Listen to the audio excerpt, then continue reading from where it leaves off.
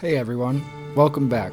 We're Anna and Ryan, and we live on a 35-acre farm where we're building a small cottage on our land.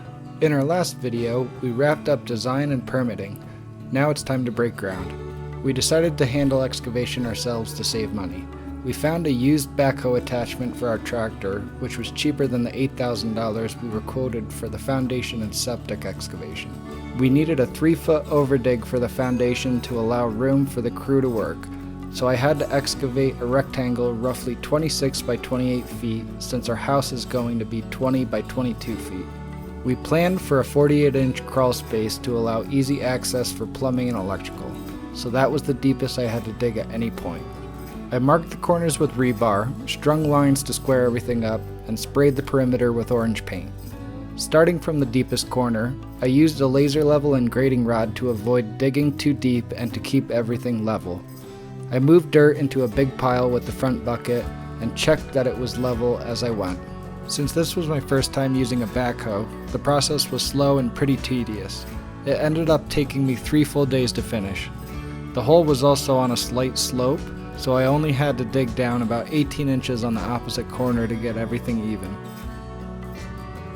For the front deck, I used a 12-inch auger to dig 3 post footer holes, then widened them by hand to 16 inches. Next, the foundation crew laid the footer forms, 8 inches deep by 12 inches wide. They added rebar, leveled everything, and poured the concrete.